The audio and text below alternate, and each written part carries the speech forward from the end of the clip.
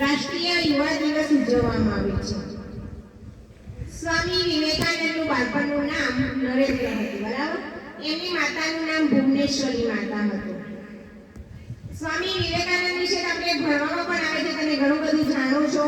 પણ આ રાષ્ટ્રીય યુવા દિવસ શું કામ ઉજવવામાં આવે છે? કે સ્વામી વિવેકાનંદ એવું માનતા કે આપણા રાષ્ટ્રનું જો ધડ હોય ને, આ બધા યુવાનો છે. કોણ છે? આ બધા યુવાનો છે. જો યુવાનો સક્ષમ તાકાતવાન હશે તો આપણો દેશ આગળ જશે. જ્યારે શિકાગોની અંદર એક સંમેલન મળવાનું હતું, ત્યારે હિન્દુ રાષ્ટ્રનું પ્રતિનિધિત્વ કરવા માટે સ્વામી વિવેકાનંદ ગયા હતા. એમના કપડા કઈ કોટ સૂટ ટાઈ ન હતા, એમને ભગવા વસ્ત્રો પહેરેલા હતા. જ્યારે વિદેશની ધરતી પર પગ મૂક્યો ત્યારે તે લોકો એમને હસતા. પણ જ્યારે સ્ટેજ ઉપર એમનો બોલવાનો વારો આવ્યો ત્યારે એમને પહેલા જ કયું વાક્ય બોલ્યા કે મારા વાલા ભાઈઓ અને બહેનો, એટલે કે ઇંગ્લિશમાં લેડીઝ એન્ડ ફર્સ્ટ, બહેનો અને ભાઈઓ. ત્યારે આખો હોલમાં તાળીઓના ગડગડાટથી ગરજ્યું. એ ક્યારે? કે જ્યારે એમનામાં નોલેજ છે. આપણે ક્યારે જગ્યા કરી શકીએ આપણી જોડે નોલેજ હોય. તમે તમારા જેટલા હતા ને ત્યારે એ ગમે તે પેજ વાંચે, ગમે તે વાંચે, તમે એમને થોડાક સમય પછી પૂછો, ક્યારે ગમે ત્યારે પૂછો, પણ એક પાના નંબર સાથે એ કહેતા હતા.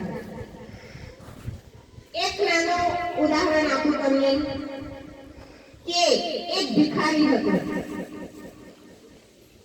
એ સ્વામી વિવેકાનંદના ઘરની ખિડકી પાસેથી પસાર થઈ રહ્યો હતો.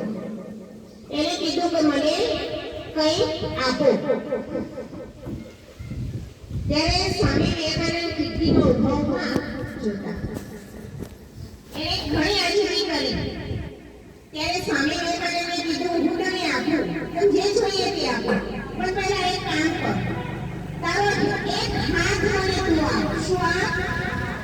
તારો એક હાથ આપ. કે ના ના, એ તો શક્ય નથી, હાથ વગર તો મારે ન ચાલે, પણ તમે મને કંઈક આપો. સ્વામી વિવેકાનંદે થોડી વાર પછી કીધું કંઈ નહીં, ચાલ તારો એક પગ આપ મને.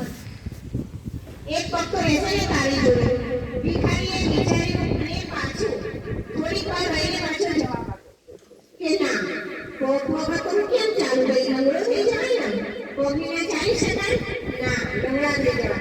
કે એ પણ મારાથી શક્ય નથી. થોડીક વાર સ્વામી વિવેકાનંદે કીધું કે તું મને તારી એક આંખ આપ. તો કે આંખ વગર ન ચાલે. આંખ વગર કેવા થઈ જવાય? આંધળા થઈ જવાય. તો સ્વામી વિવેકાનંદે કીધું કે જો દાદા ભગવાને આટલા સરસ મજાના અંગો આપ્યા છે, આંખ જોવા માટે આપી છે, હાથ કામ કરવા માટે આપ્યા છે, અને પગ અને સક્ષમ ઊભો રાખી છે. કોઈ બી જગ્યાએ જઈને ઊભા રહેવું હોય તો શેનાથી ઊભા રહેશો તમે? તમારા પગથી ઊભા રહેશો. તો આટલું અમૂલ્ય કરોડો જેની કિંમત આંકી ન શકાય એટલી સંપત્તિ તારી પાસે ભગવાને તને જન્મતાની સાથે જ આપી. તો તું શું ભીખ માંગે છે? મહેનત કર. આવી રીતના સ્વામી વિવેકાનંદ, આવા તો ઘણા બધા ઉદાહરણો છે ભાઈ.